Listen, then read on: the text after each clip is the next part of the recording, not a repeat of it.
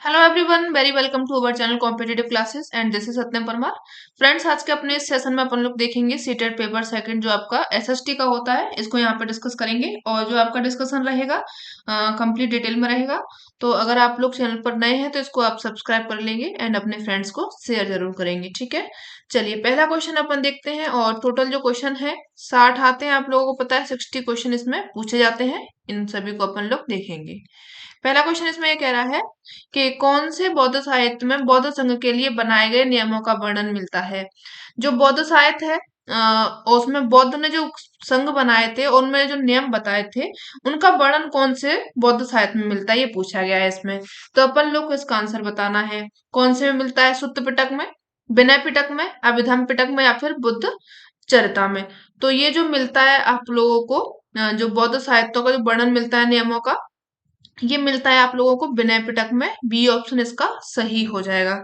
और इसकी एक्सप्लेनेशन भी देख लीजिए। महात्मा बुद्ध का ये मानते थे कि घर का त्याग करने पर ही सच्चे ज्ञान की प्राप्ति होती है। ये किसने माना था? महात्मा बुद्ध ने माना था। ऐसे लोगों के लिए उन्होंने संघ नामक संगठन भी बनाया था, जहां पर घर का त्याग करने वाले लोग एक साथ रह सकें। यानी कि एक ऐसा संघ बनाया था जो लोग घर से बाहर निकल चुके हैं, घर का त्याग वो लोग कर चुके हैं, तो उन लोगों के लिए कि उन्होंने जगह बनाई, एक संघ बनाया कि वो लोग साथ में रह सकें, ठीक है। और जो संघ में रहने वाले बौद्ध भिक्षु थे, उनके लिए बनाए गए नियम भी थे। यानी कि जो नियम बनाए गए थे भिक्षुओं के लिए, जो संघ में रहते थे सभी लोग, उनके लिए जो नियम बनाए थे वो किस में मिलते हैं? विनय पिटक में मिलते हैं, ठीक है। आगे देखिए सुत्त पिटक में क्या होता है। जो सुत्त पिटक होती है उसमें बौद्ध धर्म के उपदेशों का संग्रह मिलता है। इंपॉर्टेंट है, आप लोग लिख लीजिएगा। अभिधम्म पिटक इसमें क्या होता है? इसमें बौद्ध धर्म के दार्शनिक सिद्धांतों का प्रश्नोत्तर के रूप में वर्णन किया गया है। यानी कि प्रश्न है और फिर उसका उत्तर दिया गया है, जैसे कि अभी अपन लोग इनको सॉल्व कर रहे हैं, ठीक है। इसी तरीके से उसमें दिया गया है, ये अभिधम्म पिटक में है। तीनों पिटक को आप याद रखेंगे। आगे पढ़िए। कन्नौज नगर निम्नलिखित वंशों में कौन से वंशों के बीच में विवाद का केंद्र बिंदु था? कौन से वंशों के बीच में था? प्रतिहार राष्ट्रकूट पाल, या फिर राष्ट्रकूट पाल एवं पल्लव, या फिर पल्लव पाल प्रतिहार, या फिर राष्ट्रकूट प्रतिहार पल्लव। तो जो कन्नौज नगर था विवाद का केंद्र बना हुआ था, तीन में था। तीन कौन कौन से हो जाएंगे? प्रतिहार हो जाएगा, जो गुर्जर प्रतिहार वंश था, और एक राष्ट्रकूट हो जाएगा, और तीसरा यहाँ पे पाल हो जाएगा। इन तीनों के बीच में ये क्या रहा था? विवाद का केंद्र बिंदु रहा था। ए ऑप्शन यहाँ पे आप लोग इसको करेक्ट कर लेंगे। और भी इसके बारे में जान लीजिए। उत्तर भारत का अत्यंत जो प्राचीन एवं प्रसिद्ध नगर है कन्नौज, उत्तर प्रदेश में कहाँ पे है? ये फतेहगढ़ और कानपुर के मध्य में है। इसका प्राचीन नाम अगर पूछा जाए तो आप बता देंगे किसका प्राचीन नाम? कान्यकुब्ज, कुश स्थल, गांधीपुर, ये सभी क्या थे? इसके नाम रहे थे। और कन्नौज का वैभव 7वीं शताब्दी से शुरू हुआ था। कब हुआ था ये? जब हर्षवर्धन ने इसे अपनी राजधानी बनाया था। तो ये इंपॉर्टेंट हो जाएगा कि जो कन्नौज क्षेत्र था वो राजधानी भी रहा है। किसके काल में रहा है? किसने बनाया था? तो वो हर्षवर्धन ने बनाया था। और जो हर्षवर्धन थे उनके बाद में कन्नौज पर अधिकार करने के लिए पाल और जो प्रतिहार वंश था और राष्ट्रकूट वंश था, इनके मध्य में क्या हुआ था? त्रिकोणात्मक, यानी कि तीन वंशों में संघर्ष रहा था। 783 ईस्वी से लेकर के 915 ईस्वी तक ये चला रहा था। कई सालों तक चला है ये, ठीक है। कन्नौज पर हर्ष के पश्चात जो राज्य रहा था, शासन किया था, वो रहा था राष्ट्रकूटों का, गढ़वालों का और प्रतिहारों ने। इन तीन वंशों ने फिर बाद में, हर्ष के बाद में शासन किया हुआ है, ठीक है। चलिए आगे बढ़िए। नेक्स्ट क्वेश्चन देखिए। मिस्र के रोसेट्टा नाम के कस्बे में एक उत्कीर्णित पत्थर मिला है। निम्नलिखित में से कौन सी भाषा उस पर उत्कीर्णित है? यानी कि एक तो आप ये याद रख लीजिए कि रोसेट्टा क्या है? एक कस्बे में एक पत्थर है, और ये कहाँ पे कस्बा? मिस्र में है। और इस पत्थर पर लिखा क्या है? कौन सी भाषा में उस पर लिखा गया है? तो ये ग्रीक यानी कि यूनानी भाषा में ये लिखा गया है। बी ऑप्शन करेक्ट है इसका। चलिए व्याख्या देख लीजिए इसकी। जो रोसेट्टा है मिस्र में है, ये आप लोगों को पता चल गया। उत्तरी तट पर एक शहर है, और यहाँ से एक पत्थर भी मिला हुआ है जिसमें तीन अलग अलग भाषाओं में से शिलालेख रहे थे, ठीक है। और जिसमें ग्रानी जो ग्रीक यानी कि यूनानी भाषा है, प्राचीन मिस्र, दोनों की भाषाएं इसमें शामिल है। रोसेटा एक विशेष दुर्घटना का काला पत्थर है। कैसा पत्थर है ये? काला पत्थर है। देख लेना इसको, क्योंकि ये क्वेश्चन जो होते हैं आप लोगों के असर रीजन में भी पूछे जाते हैं, इसलिए इन पर भी ज्यादा ध्यान दे करके चलें। क्वेश्चन पर देना ही है लेकिन व्याख्या पर ज्यादा ध्यान देना है। 196 ईसा पूर्व में, यानी कि लगभग 2200 वर्ष ये पुराना है, और ये शिलालेख प्राचीन मिस्र की सभ्यता से संबंधित है। ठीक है, इसके बारे में इतना याद रखेंगे। आगे बढ़िए। चोल राजा है, राजेंद्र प्रथम है।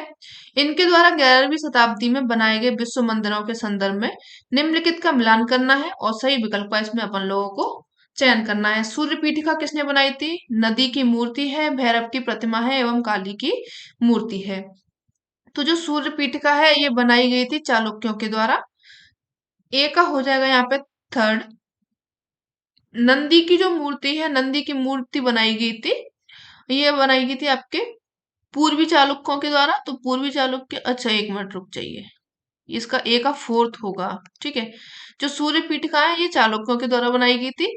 नंदी की मूर्ति बनाई गई थी पूर्वी चालुक्यों के द्वारा। ठीक है, और जो भैरव की प्रतिमा है ये बनाई गई थी कलिंग के द्वारा, और काली की मूर्ति बनाई गई थी पाल के द्वारा। ठीक है, तो यहाँ पे आप लोगों का जो ऑप्शन सही होगा वो ए का 4 है, यानी कि डी ऑप्शन करेक्ट हो जाएगा।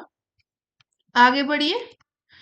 निम्नलिखित में से कौन सा कथन है जो कि 17वीं एवं 18वीं शताब्दी के दौरान सिक्कों के बारे में सत्य नहीं है? पढ़िए क्या क्या कथन दिए गए हैं इसमें। सिक्कों ने अपने आप को पहले जत्थों में और बाद में मिसलों में संगठित किया था। द्वारा एक दूसरा कह रहा है इसमें कि उनकी संयुक्त सेनाएं दल खालसा कहलाती थी। ठीक है, और इसके बाद में ये कह रहा है, नीचे देखिए, कि जो राखी व्यवस्था के तहत उन्होंने मुसलमानों में उनकी उपज का 20% कर के रूप में लेकर उन्हें संरक्षण प्रदान किया था। ये भी ठीक है। आगे कह रहा है कि जो गुरु गोविंद सिंह है उन्होंने खालसा को इस विश्वास के साथ में पारित किया गया कि उनके भाग्य में शासन करना था, राज करेगा खालसा, ये कहा गया था। ठीक है, तो इसमें आप लोगों का जो ऑप्शंस दिए गए हैं वो एक भी ठीक नहीं दिए गए हैं। ठीक है, तो आप लोग इसकी ना व्याख्या देख लीजिए। 17वीं शताब्दी थी, इसके दौरान सिख थे एक राजनीतिक समुदाय के रूप में गठित हो गए। गुरु गोविंद सिंह 1699 ईस्वी में खालसा पंथ की स्थापना की थी। तो ये कब की थी? 1699 में की थी। 1708 ईस्वी में गुरु गोविंद सिंह की मृत्यु हुई। मृत्यु के बाद में बंदा बहादुर के नेतृत्व में खालसा ने मुगल सत्ता के खिलाफ में विद्रोह किया। 18वीं शताब्दी में कई योग्य नेताओं ने नेतृत्व में सिखों ने अपने आप को जत्थों और बाद में मिसलों में संगठित किया था। किस किस में? जत्थों में किया था और उसके बाद में मिसलों में किया था। इन जत्थों और मिसलों की संयुक्त जो सेनाएं थी उनको कहा जाता था क्या? दल खालसा कहा जाता था। सिखों ने राखी व्यवस्था स्थापित करी थी, जिसके अंतर्गत जो किसान थे उनकी उपज का 20% कर के रूप में लेने का उन्होंने संरक्षण प्रदान किया था। गुरु गोविंद सिंह ने खालसा को प्रेरित करने के लिए शासन उनके भाग्य में है, ये राज करेगा खालसा, ये भी किसने कहा था? गुरु गोविंद सिंह ने कहा था। सभी यहाँ पे विकल्प ठीक थे, लेकिन यहाँ पे जो आप लोगों के ऑप्शंस दिए गए थे वो ठीक नहीं थे, तो आप लोग व्याख्या याद रखिएगा। आगे बढ़िए। बिरसैव आंदोलन की स्थापना किसने की थी? किसने की थी? ये ज्ञानेश्वर, बसवन्ना ने, शंकर ने, रामानुज ने। तो ये जो बिरसेब आंदोलन है इसकी जो स्थापना की गई थी बसवन्ना के द्वारा की गई थी। सी ऑप्शन यहाँ पे करेक्ट हो जाएगा। कब की गई थी? 1106 से लेकर के 1168 के बीच में।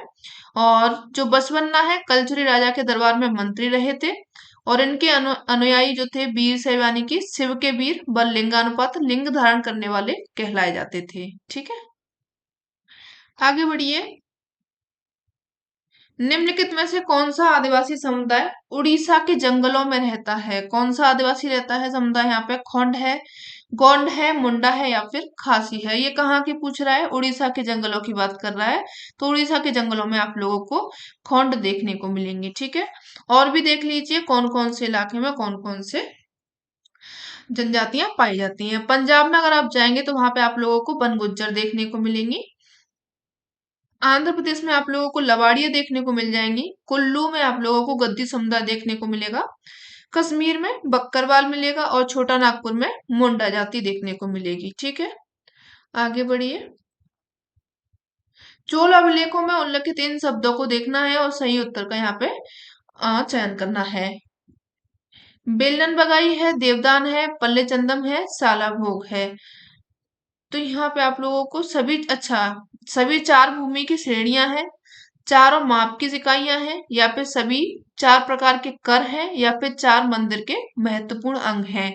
अगर आप लोगों ने एनसीईआरटी कंप्लीट की होंगी तो उसमें आप लोगों को पता होगा कि ये सभी जो नाम दिए गए हैं क्या है, सभी चार भूमि की श्रेणियां दी गई हैं। तो ए ऑप्शन यहाँ पे सही हो जाएगा। देख लीजिए किस किस का मतलब क्या होता है, पूछा जा सकता है। बेलन बगाई क्या होता है? ये गैर ब्राह्मण किसान स्वामी का भूमि होता है।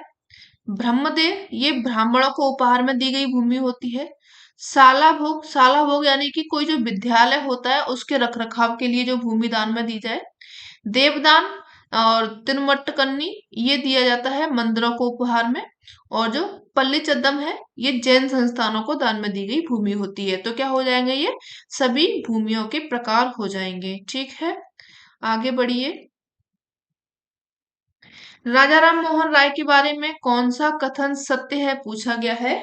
तो उन्होंने ब्रह्मो समाज के नाम से एक सुधारवादी संगठन बनाया, या फिर वो भारत के पश्चिमी शिक्षा के विचार के विरुद्ध रहे थे। ये इसका ऑप्शन गलत पूछा गया है ना।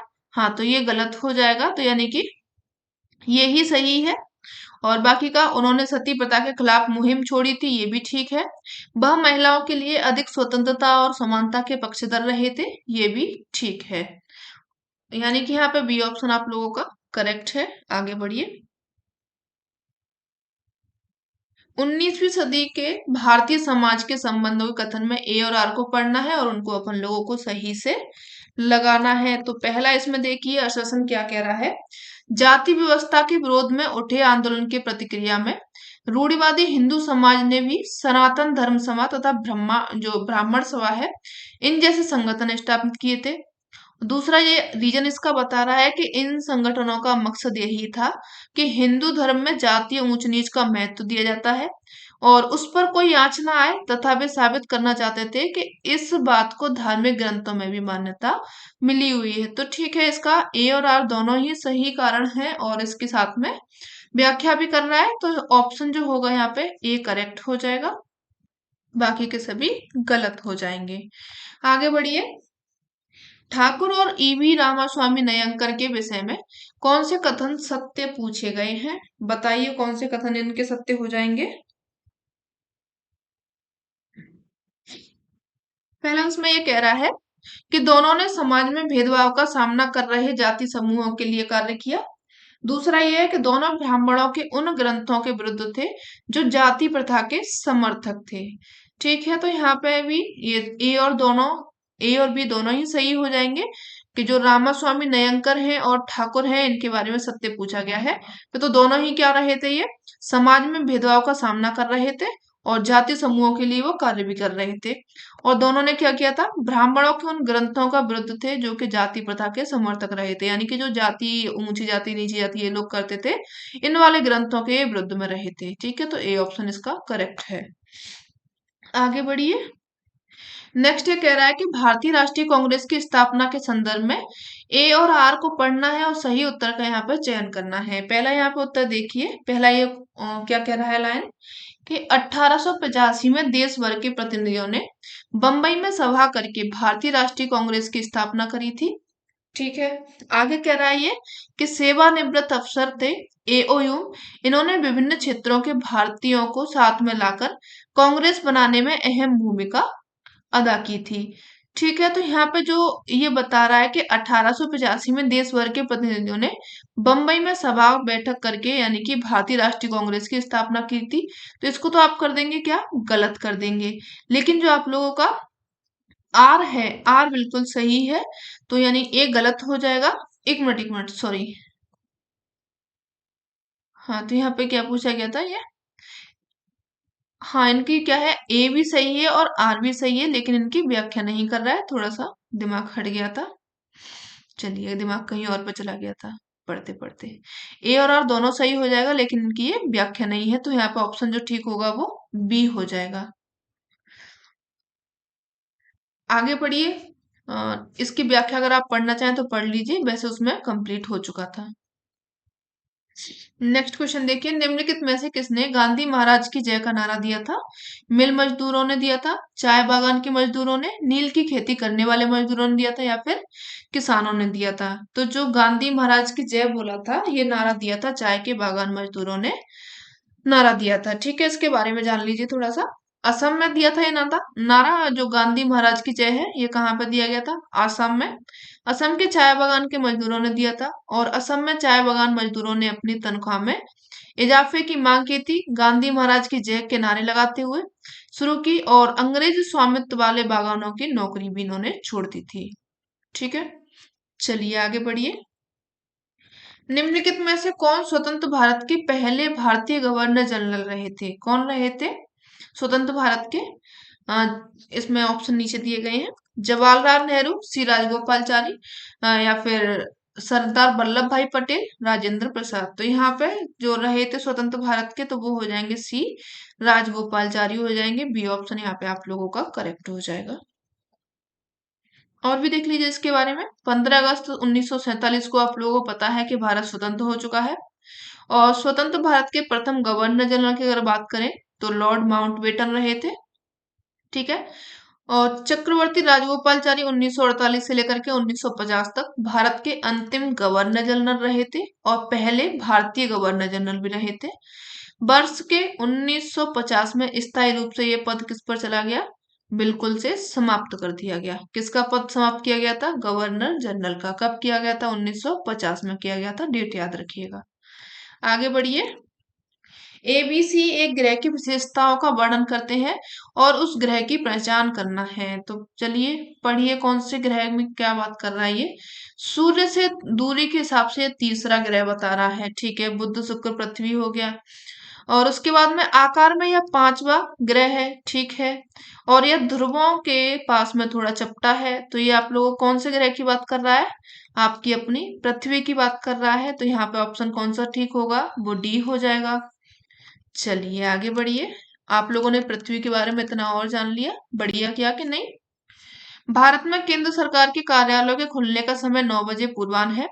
भारतीय मानक समय गांधीनगर के समीप में अगर देशांतर देखा जाए तो 72 डिग्री 45 मिनट पूर्वी देशांतर पर, और पटना के समीप में 85 डिग्री पूर्वी देशांतर पर स्थित है। और केंद्र सरकार के कार्यालय खुलने का स्थान जो स्थानीय समय है वो पूछा गया है यहाँ पे। तो इसका अंतर देख लीजिए आप, और जो अंतर होगा इसमें 9 बजे का है, तो इसमें पूछा गया है कार्यालयों का केंद्र सरकार का। तो ये केंद्र सरकार आप लोगों को कहाँ पे है? दिल्ली में है। तो यहाँ पे जो ऑप्शन सही हो जाएगा वो 8:21 से लेकर के 9:10 AM हो जाएगा। ठीक है, चलिए आगे बढ़िए। नीचे दिए गए कथनों पर विचार करना है और सही विकल्प का यहाँ पे अपन लोगों को चयन करना है। विश्व का सबसे बड़ा रेगिस्तान ये बता रहा है कि एशिया में स्थित है। ठीक है, विषुवत वृत्त एशिया से होकर के गुजरता है। तीसरा ये कह रहा है यहाँ पे कि जो एशिया है तीसरा सबसे बड़ा महाद्वीप है। और चौथा यहाँ पे बता रहा है कि एशिया पूर्वी गोलार्ध में पड़ता है। तो यहाँ पे इसमें अपन लोगों को विकल्प का चयन करना है कि कौन कौन सा सही है। ऑप्शन इसमें दिए गए हैं कि केवल ए सही है, केवल ए और बी सही है, या फिर केवल डी सही है, या फिर केवल सी सही है। तो यहाँ पे आप लोगों का जो ऑप्शन होगा कि ये जो एशिया है ये कहाँ पे पड़ता है? पूर्वी गोलार्ध में पड़ता है। यानी कि ऑप्शन जो आपका सही होगा वो सी होगा, ना कि सभी ऑप्शन यहाँ पे सही हो जाएंगे। ठीक है, चलिए आगे बढ़िए। विश्व का अगर सबसे बड़ा रेगिस्तान अगर आप बात करें तो वो कौन सा है? सहारा रेगिस्तान है। कहाँ पे है? आप लोगों को पता है, अफ्रीका में है। विषुवत वृत्त कहाँ पे? दक्षिण अमेरिका, अफ्रीका, एशिया महाद्वीप से होकर के गुजरता है। उसमें क्या कहा गया था कि सिर्फ एशिया से निकलता है। ठीक है, एशिया विश्व का सबसे बड़ा महाद्वीप है, और यह पृथ्वी के कुल क्षेत्रफल का 1/3 भाग में फैला हुआ है। और यह महाद्वीप पूर्वी गोलार्ध में है स्थित है, और कर्क रेखा इस महाद्वीप से होकर के गुजरती है। ठीक है, तो ये आप लोग एशिया के बारे में याद रखेंगे, क्योंकि अपन लोग कहाँ पे रह रहे हैं? अपन लोग भी हिस्सा है एशिया का। ठीक है, चलिए आगे बढ़िए। नेक्स्ट क्वेश्चन देखिए। निम्नलिखित कथनों पर विचार करना है, करने के बाद में सही विकल्प का चयन करना है। वायु की पतली परत पृथ्वी के अटूट भाग है, और यदि यह हमें ऐसी वायु प्रदान करती है जिससे हम लोग सांस लेते हैं। और आगे कह रहा है कि यह हम लोग को सूर्य की कुछ हानिकारक किरणों से बचाती है। तो यहाँ पे ऑप्शन जो सही हो जाएगा, ए वायु के लिए पूछा गया है यहाँ पे, तो वायु के लिए ए बी सी तीनों ही सही हो जाएंगे। ऑप्शन जो सही होगा वो डी हो जाएगा। ठीक है, चलिए आगे बढ़िए। जब बृहस्पति पर्वत का निर्माण होता है तब क्या होता है? बहुत बड़ा भाग टूट जाता है, या फिर बहुत बड़ा भाग विस्थापित हो जाता है, या फिर बहुत बड़ा भाग एक ही समय में टूट जाता है और विस्थापित हो जाता है। भूमि का केवल एक छोटा सा भाग ही टूटता है और विस्थापित होता है। तो यहाँ पे बृहस्पति पर्वत की यह बात कर रहा है। तो यहाँ पे क्या होता है कि कोई भी एक हिस्सा, खूब बड़ा हिस्सा होता है, वो एक ही समय में टूटता है और विस्थापित भी होता है। तो ये आपकी क्रिया किसमें करती है? ये बृहस्पति का कारण ये बता रहा है। ठीक है, चलिए आगे बढ़िए।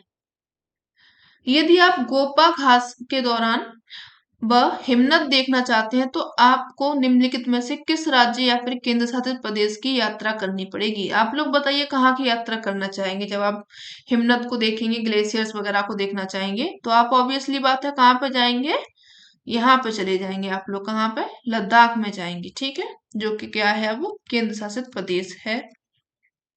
निम्नलिखित में से कौन सा देश है जो कि सहारा रेगिस्तान में स्थित नहीं है? स्थित नहीं है। ठीक है, इसमें हिंदी गलत दी गई है। हाँ, सहारा रेगिस्तान में नहीं है। अल्जीरिया है, नाइजर है, माली है, जाम्बिया है। तो यहाँ पे जो जाम्बिया है ये किस में स्थित नहीं है? सहारा रेगिस्तान में नहीं है। बाकी के सभी आप लोगों को सहारा रेगिस्तान में ही देखने को मिल जाएंगे। ठीक है, और कौन कौन से देश हैं जो कि सहारा रेगिस्तान में मिलते हैं?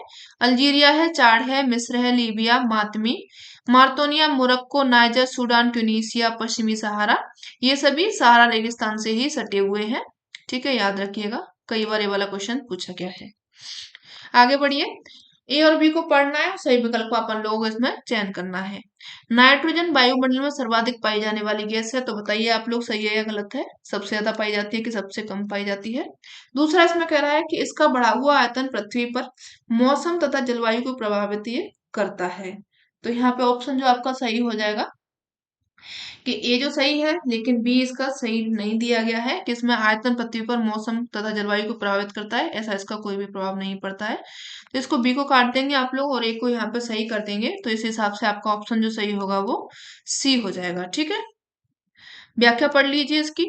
नाइट्रोजन में क्या होता है? वायु में सर्वाधिक मात्रा में पाई जाने वाली, यानी कि 71% के करीब यहाँ पे आप लोगों को देखने को मिलती है। एक मिनट। हाँ, ठीक है। तो फेफड़ों में कुछ नाइट्रोजन भी ले जाते हैं जब हम सांस लेते हैं, तो फिर ठीक है उसे बाहर भी निकालते हैं। कार्बन डाइऑक्साइड का बढ़ा हुआ आयतन पृथ्वी पर मौसम, जलवायु इन सभी को प्रभावित करता है, जबकि बात कर रहा है किसकी? नाइट्रोजन की। तो नाइट्रोजन ऐसा कोई भी कार्य नहीं करता है। आगे बढ़िए। लू निम्न में से किस प्रकार की पवन का उदाहरण है? लू किस प्रकार की है? स्थायी पवन का, मौसमी पवन का, स्थानीय पवन का, या फिर ध्रुवीय पवनों का? तो देखिए लू एक कैसी है? एक लोकल विंड है जो कि एक पर्टिकुलर एरिया पे चलती है। जैसे कि आप लोग जानते होंगे भारत में जो पवन चलती है वो कौन सी चलती है? लू चलती है। ठीक है, गर्मियों के मौसम में। तो ये कौन सी हो जाएगी आप लोगों की? लोकल विंड हो जाएगी। सी ऑप्शन यहाँ पे करेक्ट है। आगे बढ़िए। निम्नलिखित कथनों पर ए और आर को आधार पर अपन लोगों को फिर से चयन करना है। पर्वतीय क्षेत्रों में बहुत ही कम लोग निवास करते हैं। ठीक है, कारण उसका ये बता रहा है कि जो तीव्र ढाल वाले पर्वतीय क्षेत्र बसने के लिए प्रतिकूल हैं। तीव्र ढाल वाले बता रहा है यहाँ पे।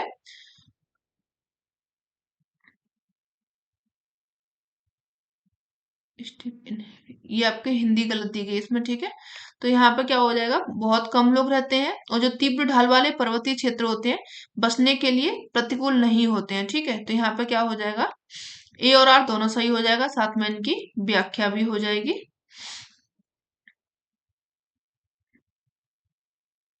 आगे पढ़िए, नेक्स्ट देखिए। निम्नलिखित में से कौन सा खनिज है जो कि काला सोना कहलाता है? आप लोगों को पता है पेट्रोलियम जो होता है काला सोना इसको कहा जाता है। बहुत से लोग कोयले को बताएंगे, लेकिन कोयला नहीं होता है। पेट्रोलियम और उसके जो उसके व्युत्पन्न काला सोना होता है उसको काला सोना कहा जाता है, क्योंकि वे बहुत ही क्या होते हैं? महंगे होते हैं, मूल्यवान होते हैं। पेट्रोलियम है, पेट्रोलियम को अपसादी चट्टानों से निकाला जाता है और इसी कारण इसको रॉक ऑयल भी कहा जाता है। ठीक है, आगे बढ़िए। निम्न में से किस उद्योग को आधुनिक उद्योग का मेरुदंड कहा जाता है? किसको कहा जाता है? इस्पात एवं स्टील उद्योग को, सूती वस्त्र उद्योग को, रसायन उद्योग को, या फिर ऑटोमोबाइल उद्योग को? तो जो आपका मेरुदंड है ये कहा जाता है आधुनिक उद्योग का इस्पात एवं स्टील उद्योग को कहा जाता है, यानी कि ए ऑप्शन यहाँ पे आप लोगों का ये करेक्ट हो जाएगा। आगे बढ़िए, नेक्स्ट क्वेश्चन देखिए। व्याख्या अगर आप इसकी पढ़ना चाहें तो पढ़ लीजिए, इतनी ज्यादा इंपॉर्टेंट है नहीं, ठीक है, फिर भी आप पढ़ना चाहें तो पढ़ लें। आगे बढ़ते हैं। इसमें ये कह रहा है कि मिल्पा, रोका और लदांग निम्न में से किस प्रकार की कृषि के अन्य नाम है? तो ये जो कृषि है आप लोगों की, ये स्थानांतरित कृषि की बात कर रहा है, तो ए ऑप्शन फिर से आप लोगों का करेक्ट हो जाएगा। ठीक है, अलग अलग जगह पर इनको अलग अलग नामों से पुकारा जाता है, तो इसलिए इनका ये नाम है। मिल्पा है, कहीं पर रोका है, लदांग है। ठीक है, आगे बढ़िए। संयुक्त राज्य अमेरिका में 1964 के नागरिक अधिकार अधिनियम ने इसके आधार पर भेदभाव का निषेध कर दिया। किस पर किया था? ये नस्ल पर, धर्म पर, जेंडर पर, या फिर राष्ट्रीय मूल पर किया था? तो यहाँ पर जो आधार बनाया था भेदभाव का और जिस पर निषेध किया था, ये नस्ल पर बनाया था, धर्म पर बनाया था, और सॉरी, धर्म पर नहीं बनाया था इन्होंने, जेंडर पर बनाया था और राष्ट्रीय मूल पर बनाया था। ठीक है, बी को आप लोग काट देंगे, तो ए सी डी हो जाएगा। एक मिनट, जेंडर नहीं बनाया था इन लोगों ने। ठीक है, रेस में हो जाएगा, हाँ, यहाँ पे आप लोगों का नस्ल हो जाएगी, और उसके बाद में रिलीजन हो जाएगा, और रिलीजन के बाद में आपका राष्ट्रीय मूल हो जाएगा। तो ऑप्शन जो होगा यहाँ पे आप लोगों का बी करेक्ट होगा। ठीक है, चलिए आगे बढ़िए। निम्नलिखित में से कौन सा कारण ग्रामीण जीविकोपार्जन को असुरक्षित बनाते हैं? कौन से बनाते हैं?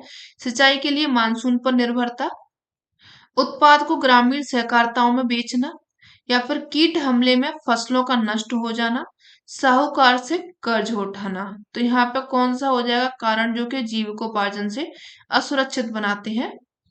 तो यहाँ पे आप लोगों का ऑप्शन जो सही हो जाएगा, सिंचाई के लिए मानसून पर इन लोगों की निर्भरता खूब होती है, तो ए ऑप्शन यहाँ पे आप लोगों को करेक्ट हो जाएगा। ये कह रहा है कि उत्पाद में ग्रामीण सहकारिताओं में बेचना, ऐसा कुछ भी नहीं होता यहाँ पे। फसलों का नष्ट हो जाना कीट हमले में, ये भी ठीक कह रहा है ये। साहूकारों से कर्ज उठाना, ये भी ठीक कह रहा है। तो यानी कि ए सी डी तीन ऑप्शन यहाँ पे आप लोगों के करेक्ट हैं, जो कि सी में दिया गया है। आगे बढ़िए। निम्नलिखित में से कौन सा पंचायत का आमदनी का स्रोत नहीं है? कौन सा नहीं है यहाँ पे? घरों एवं बाजारों पर लगाए जाने वाले कर हैं, समुदायों के काम के लिए मिलने वाला दान है, विभिन्न सरकारी विभागों द्वारा चलाई गई योजनाओं की राशि है, या फिर पंचायत सचिव की निजी संपत्ति का किराया है? पंचायत की आमदनी का स्रोत नहीं पूछा गया है यहाँ पे। तो यहाँ पे क्या हो जाएगा, जो पंचायत सचिव होता है, उसकी जो निजी यानी कि खुद की पर्सनल संपत्ति होती है, उसका कोई भी किराया इसके कार्य में नहीं आएगा पंचायत के लिए, वो कोई भी आमदनी का कारण नहीं बनेगा। तो ऑप्शन यहाँ पे क्या हो जाएगा, डी सही हो जाएगा। नगर निगम के चुनाव के उद्देश्य से गठित किए गए क्षेत्रीय निर्वाचन क्षेत्रों को किसके रूप में जाना जाता है? परिषद में, खंड में, वार्ड खंड में, या फिर क्षेत्र में? तो यहाँ पे इन लोगों को जाना जाता है वार्ड खंड में, यानी कि बी ऑप्शन आप लोगों का फिर से करेक्ट हो जाएगा। ठीक है, देख लीजिए इसकी व्याख्या। जो नगर निगम के चुनाव है उनके उद्देश्यों से गठित किए गए क्षेत्रीय निर्वाचन क्षेत्र को वार्ड खंड के रूप में जाना जाता है। वार्ड जो होते हैं स्थानीय प्रशासन के लिए स्थापित एक छोटा भौगोलिक क्षेत्र होता है, या किसी मोहल्ले में, गली पर, इन सभी पर ये आधारित होता है। और प्रत्येक वार्ड होता है, वार्ड में एक समिति होती है, इसकी एक सीट भी होती है। वार्ड को पार्षद को, जो वार्ड का पार्षद होता है, उसको वयस्क मताधिकार द्वारा 5 वर्ष के लिए चुना जाता है। 1992 का जो 74वां संशोधन हुआ था, और ये जो इसमें क्या किया गया था, विभिन्न स्तरों पर नगर निकायों को शक्तियां और प्राधिकारों का विकेंद्रीकरण का बुनियादी ढांचा भी प्रदान किया गया था। ठीक है, ये थोड़ा सा याद रख लेना, ज्यादा इम्पोर्टेंट तो है नहीं। चलिए आगे बढ़िए। निम्न में से कौन सा क्षेत्र है जो कि भारत में सबसे ज्यादा रोजगार प्रदान करता है?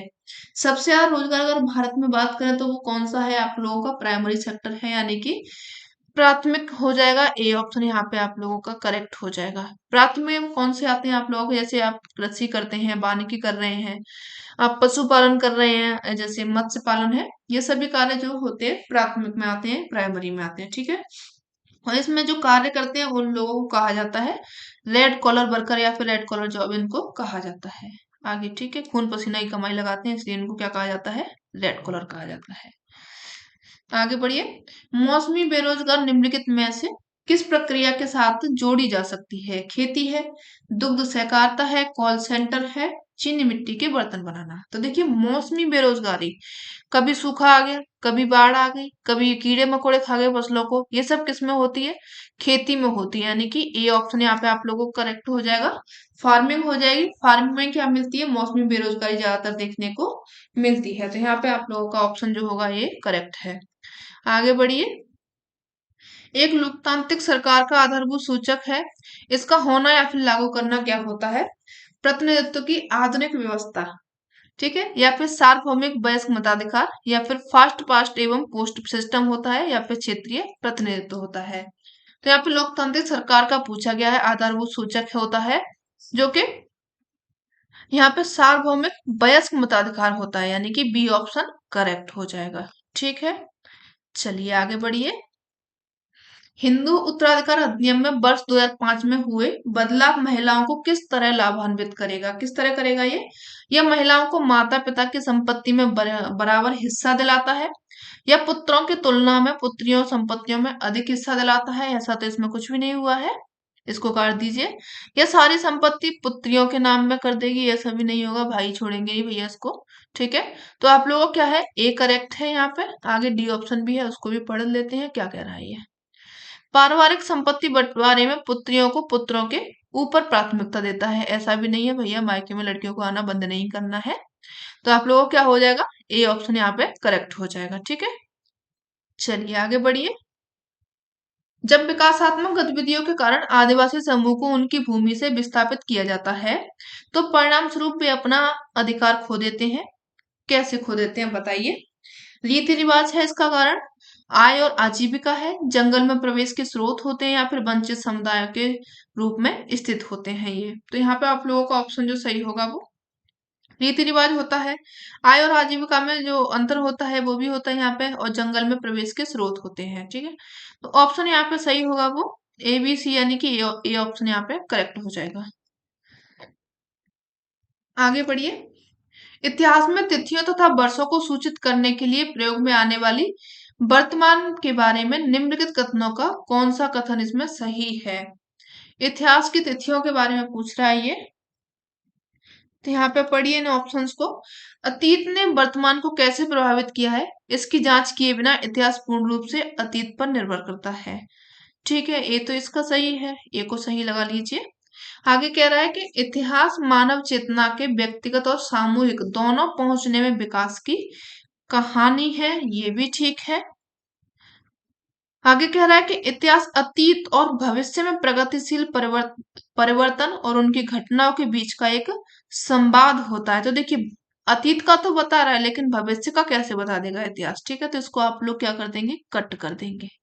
आगे कह रहा है कि निरंतरता और सुसंगतता इतिहास की आवश्यकता है, आवश्यकता है, ये भी ठीक है। इसमें कंटिन्यूटी भी होनी चाहिए, कोहेरेंस यानी कि आप लोगों का सुसंगतता भी होनी चाहिए। तो A B and D option आप लोगों का सही है, जिस हिसाब से आपका जो ऑप्शन होता है वो डी हो जाएगा।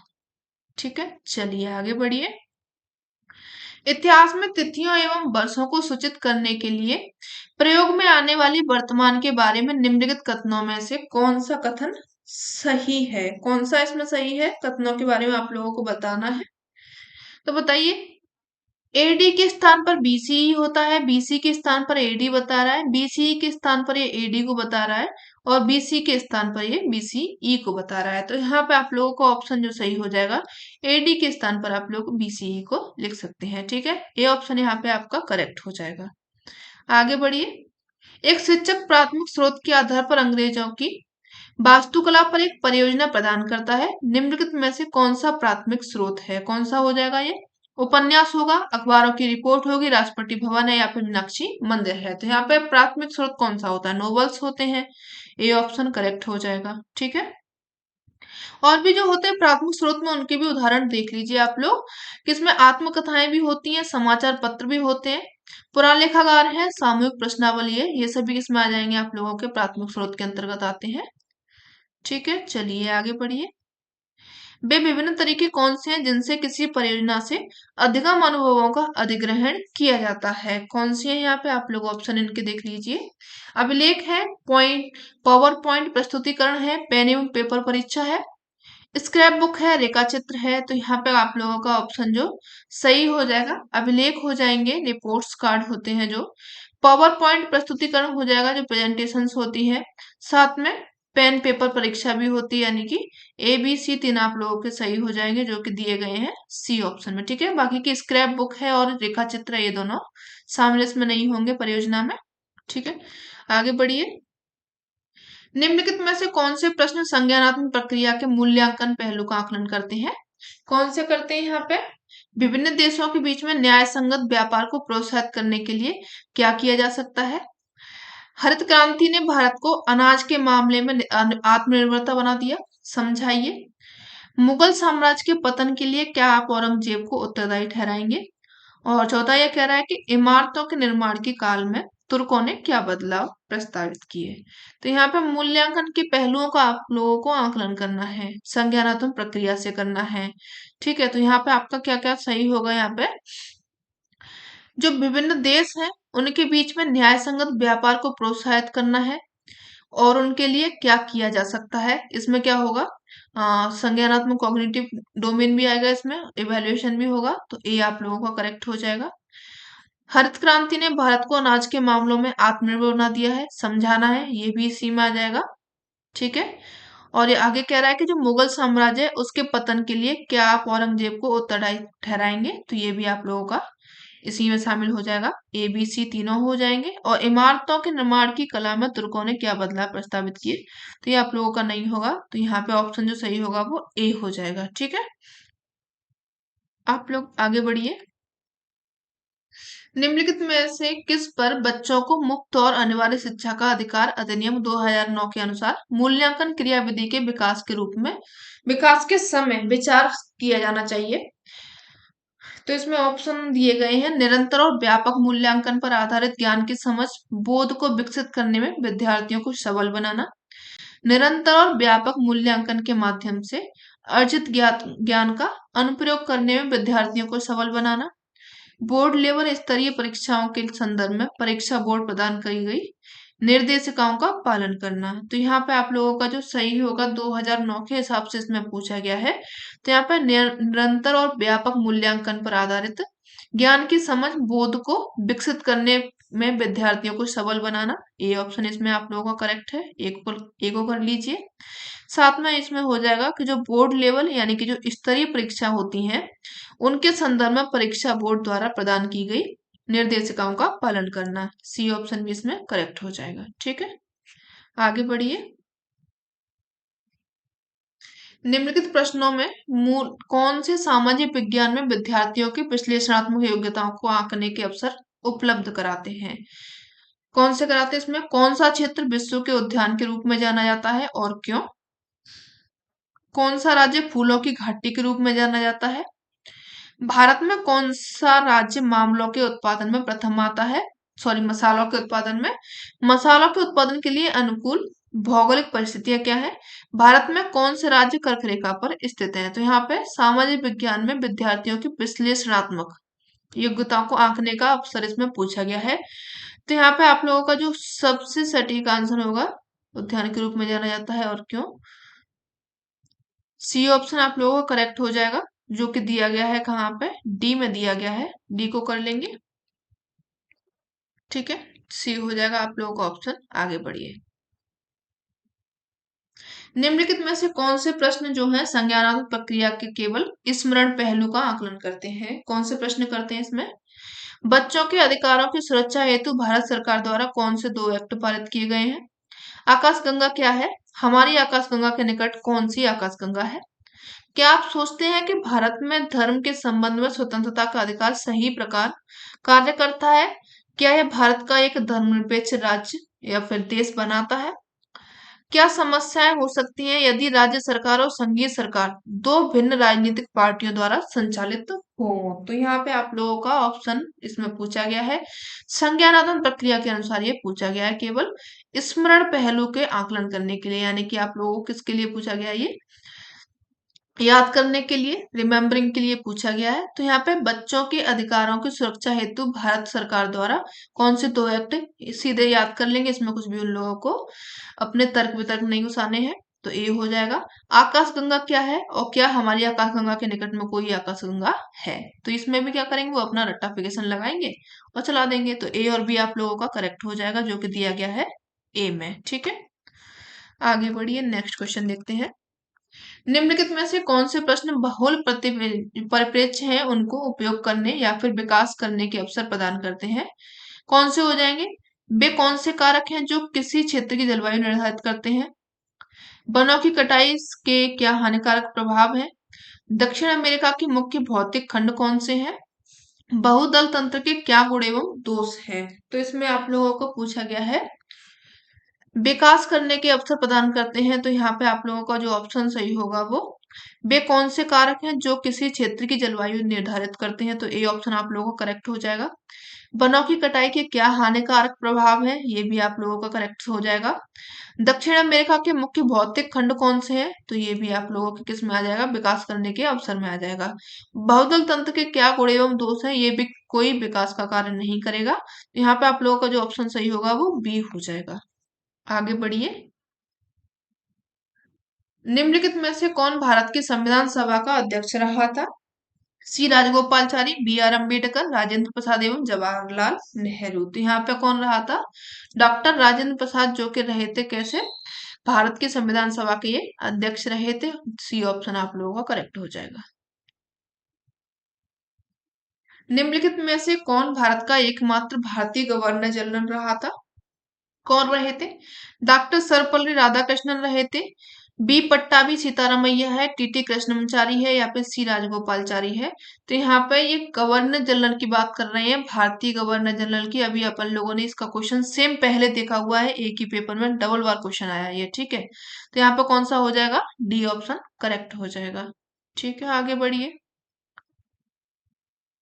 भारत का संविधान कब अपनाया गया था, बता दीजिए आप लोग। ये भी आप लोगों से पूछ रहा है कि 26 नवंबर 1949 को हमारा संविधान अपनाया गया था। ठीक है, आगे बढ़िए।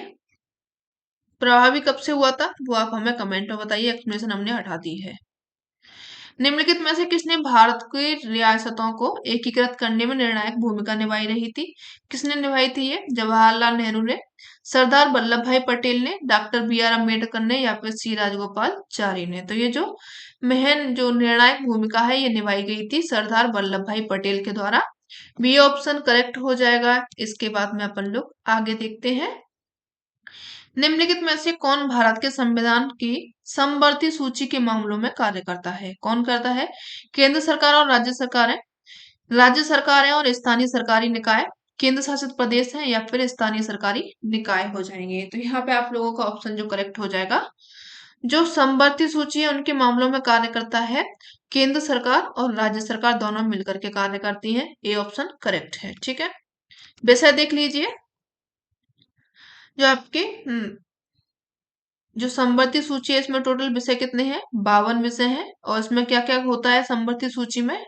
तो इसमें शिक्षा से संबंधित है, श्रम कल्याण है, कारखाने, समाचार पत्र, वन प्रदूषण नियंत्रण, ये सभी इसमें आते हैं। भारतीय संविधान में जो समवर्ती सूची है इसका प्रावधान ऑस्ट्रेलिया के संविधान से लिया गया है, ये भी आप लोग याद कर लेंगे। ठीक है, आगे बढ़िए।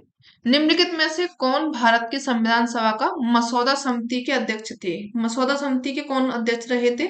सी राजगोपालचारी हैं, बी आर अम्बेडकर हैं, राजेंद्र प्रसाद है, या फिर जवाहरलाल नेहरू हैं? तो यहाँ पे मसौदा समिति के जो अध्यक्ष रहे थे उनका नाम आप लोग सभी जानते हैं, डॉक्टर बी आर अम्बेडकर हो जाएगा। बी ऑप्शन करेक्ट हो जाएगा। आगे बढ़िए। 18वीं सदी किसके नेतृत्व में बंगाल धीरे धीरे मुगल नियंत्रण से अलग हो गया था? किसके नेतृत्व में था ये? मुर्शिद कुली खान के में, नादिर शाह के में, अलीवर्दी खान के में, या फिर बुरहानुल मुल्क के में? तो ये रहा था मुर्शिद कुली खान के में। ए ऑप्शन यहाँ पे आप लोगों का करेक्ट हो जाएगा। व्याख्या देखना चाहें तो आप लोग पढ़ सकते हैं। ठीक है, चलिए आगे बढ़िए।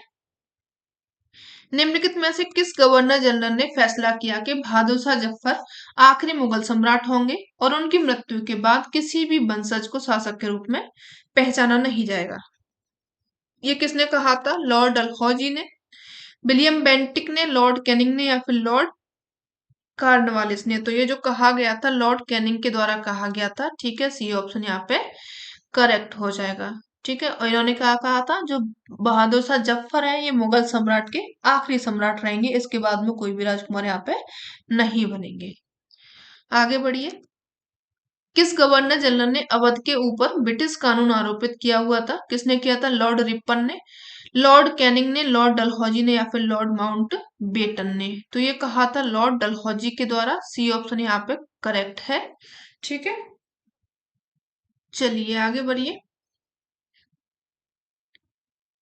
कानपुर के किस शासक ने खुद को पेशवा कहा था? पेशवा किसने कहा था? आप लोग जानते हैं, नाना साहेब ने खुद को पेशवा कहलाना पसंद किया था।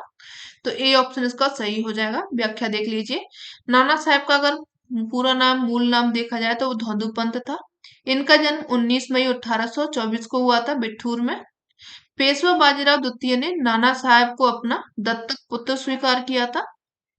ठीक है, गोद लिया हुआ जो पुत्र होता है वो स्वीकार किया था। पेशवा के 28 जनवरी 1851 में निधन के पश्चात नाना साहेब रहे थे, इन्होंने खुद को पेशवा घोषित किया। स्वतंत्रता संग्राम में नाना साहेब ने कानपुर में अंग्रेजों के विरुद्ध में विद्रोहियों का नेतृत्व भी किया था। ये आप लोग नाना साहेब के बारे में याद करेंगे। ठीक है, आगे बढ़िए। एक मिनट नीचे करना पड़ेगा, पेपर का लास्ट रह गया ये।